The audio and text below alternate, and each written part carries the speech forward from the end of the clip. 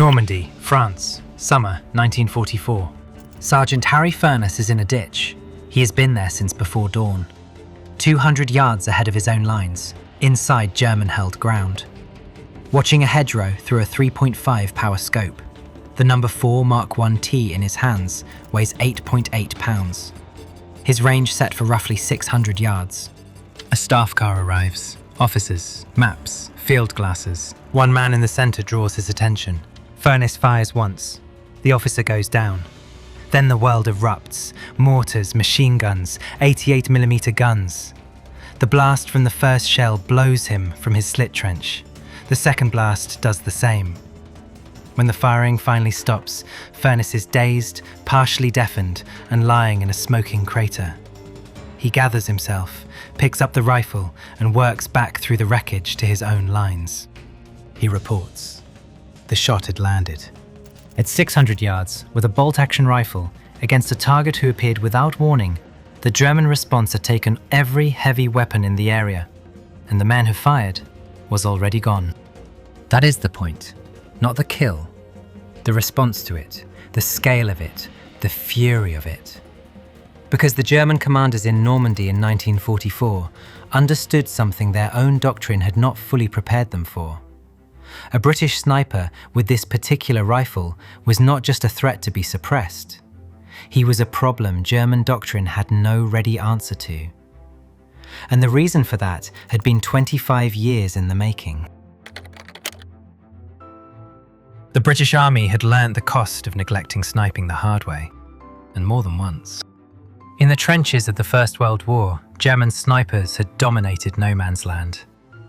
British soldiers could not show their heads above a parapet without risk. Major Hesketh Pritchard, appointed sniping expert to the British Third Army in 1915, documented the scale of the problem and built the first British sniper school in response. A generation of trained marksmen emerged before the armistice. Then, as had happened before and would happen again, the institutional memory faded. By 1939, the Patton 1914 sniper, a First World War design, was still in service. There were far too few of them. When war came again, British infantry battalions had almost no dedicated sniper capability. The War Office recognised the gap. The solution was already waiting. The Lee-Enfield No. 4 rifle had been under development since 1931. Formally adopted on the 15th of November 1939, it was a rationalisation of the SMLE design. Heavier barrel, improved aperture sights, a receiver better suited to mass production. Chambered in .303 British, it fed from a 10-round magazine. In early 1941, the Royal Small Arms Factory at Enfield began selecting production No. 4 rifles for accuracy during factory tests. Those that passed were pulled from the standard run, fitted with a raised wooden cheek piece and mounts designed to accept the No. 32 telescopic sight, originally developed for the Bren light machine gun, then sent to Holland and Holland, the London gunmakers, for conversion. The result was the No. 4 Mark I T.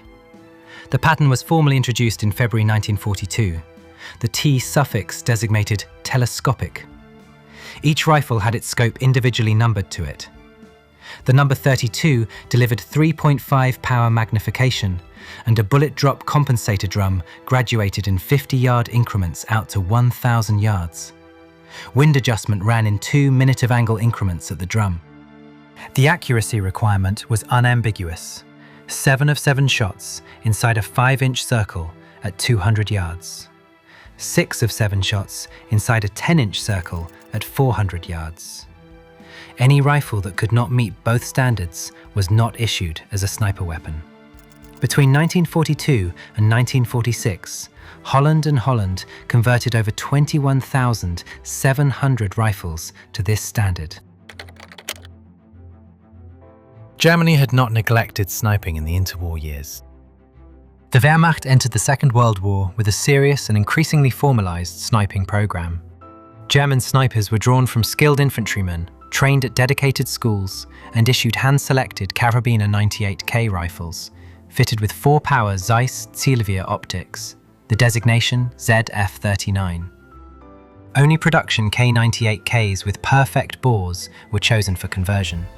The field manual doctrine was precise. Survival is 10 times camouflage and 1 time firing. The documented results from the Eastern Front validated the approach. Matthias Hetzenauer finished the war with 345 confirmed kills. Sepp Allerberger had 257. Their after-action accounts describe consistent head and chest shots at 400 meters, effective hits on a standing man at 600 to 800 meters. German sniper doctrine rested on a single central conviction. The advantage lay in the glass. 4-power magnification on a hand-selected bolt-action rifle gave the German sniper a window onto the battlefield that his opponent, particularly the British opponent of 1940 and 1941, could not match. In North Africa and in the early phase of the Italian campaign, that conviction held. But Italy changed the calculation. The number 32 Scope's bullet drop compensator was graduated to 1,000 yards. Many German sniper optic arrangements of the period offered less convenient field adjustment than the number 32 system. The drum-based range and windage controls meant British snipers could dial in corrections without disturbing their zero. In Italy, that advantage became concrete. British snipers operating around ridgelines, river crossings and hilltop observation posts found terrain that punished any optic that couldn't be quickly adjusted for range. Many German observation posts in Italy at this stage were equipped with the ZF-41, the 1.5-power designated marksman optic that even Germany's own sniper schools had formally rejected as insufficient for precision work. The ZF-41's problems were not theoretical. Its extreme eye relief, the shooter's eye had to sit almost 9 inches behind the scope, produced a narrow exit pupil. In poor light or under the stress of combat, acquiring a clear sight picture at that distance was difficult enough. At ranges beyond 400 yards, the 1.5-power glass could not resolve targets clearly enough for consistent precision shooting. The number 32 could. At 600 yards, the British sniper was working within his effective envelope. The German observer, on the far side of the same valley, was not. Italian terrain amplified this. The Apennine ridges and Adriatic coastal plain created engagement distances of 500 to 800 yards as a matter of routine.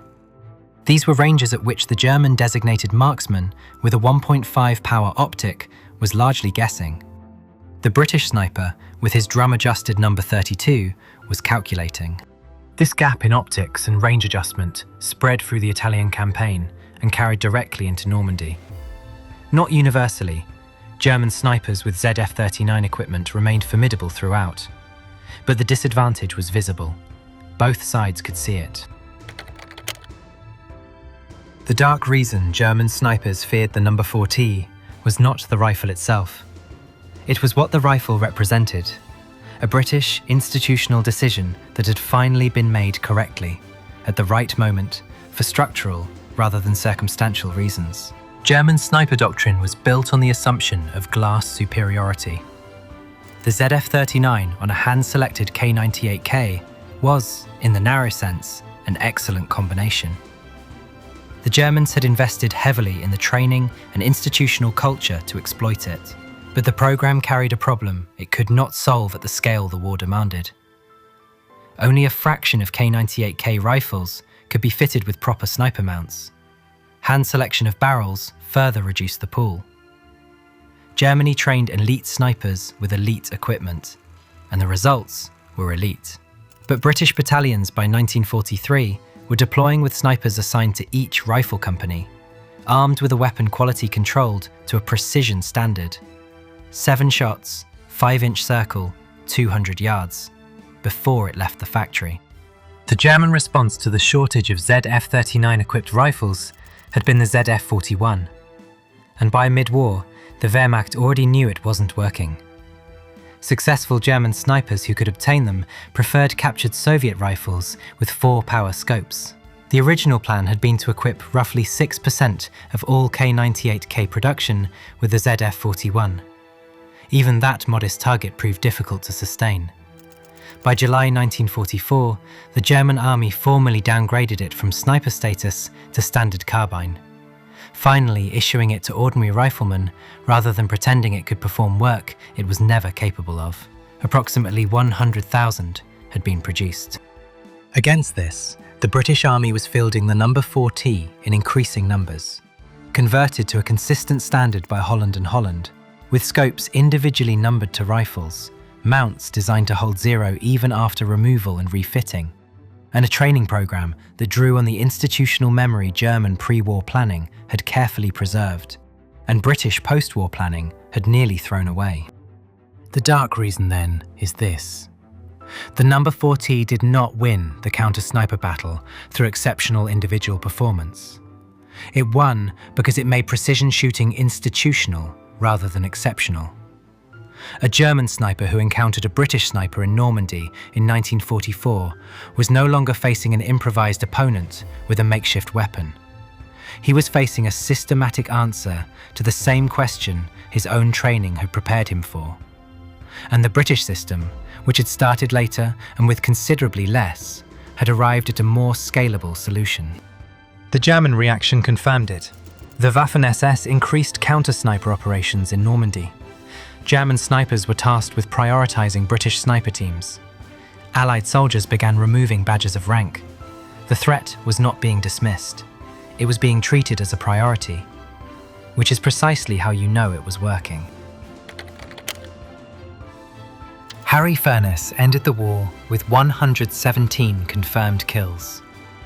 Generally regarded as the most successful British sniper of the conflict, the number matters less than what it represents in scale. A British infantry battalion in 1944 had a sniper section of 8 men, a sergeant, a corporal, 2 lance corporals and 4 privates, each man carrying a number 4T. Against a rifle company of roughly 100 to 120 German soldiers, that section could establish, in favourable terrain, complete command of the ground between the two forces. Every officer who exposed himself to observe his own position was a target. Every radio operator who stood to transmit was a target. Every NCO who moved upright between posts was a target. This is what the German response documented at the operational level. Captain William Jalland of the 8th Battalion Durham Light Infantry noted that his snipers found the Normandy bocage ideal ground, recording what he described as good scores against careless German units. Careless in that context meant German soldiers who had not yet adapted their behavior to a weapon operating at ranges the ZF-41 could not answer. The rifle also exposed a structural weakness in the German counter-sniper capability. Locating and engaging a concealed sniper requires glass that can resolve a man-sized target at range. The ZF-41-equipped designated marksman, the most likely German response at section level, was working at a fundamental disadvantage against the weapon he needed to neutralize. The ZF-39-equipped German sniper could match the number 4T, but there were far fewer of those men available, and the arithmetic of scale continued to press against German doctrine throughout the campaign. The consequences extended beyond 1945. When the number 4 retired from standard infantry service in 1957, replaced by the FN-FAL, designated L1A1, the War Office recognized almost immediately that the semi-automatic rifle was not suited to precision sniping. Rather than wait for a new design, it converted existing number 4T rifles, rechambered from .303 British to 7.62 by 51mm NATO, new barrel fitted, furniture modified. The result was the L42A1. It entered service around 1970, deployed to Northern Ireland, to Oman, and in 1982 to the Falklands, where 5 rifles went south with the Gurkha rifles, zeroed aboard the Queen Elizabeth II during the voyage. The L42A1 was not declared obsolete until April 1992. Some examples continued in use in Afghanistan as late as 2005, not as operational sniper rifles, but as accuracy baselines, proof of the standard that any replacement needed to meet.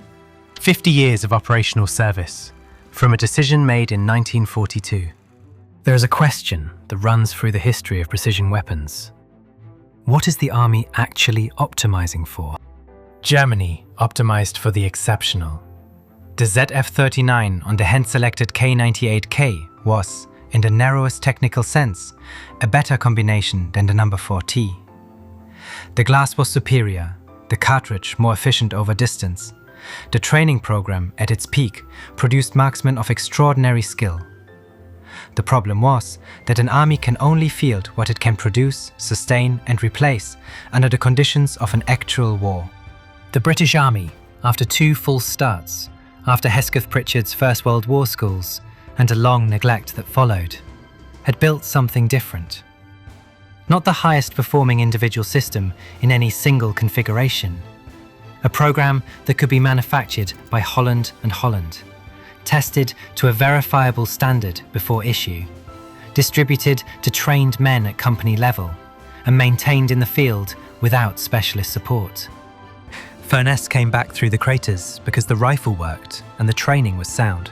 Germany opened up with everything it had because it had no proportionate answer at the scale the British could field.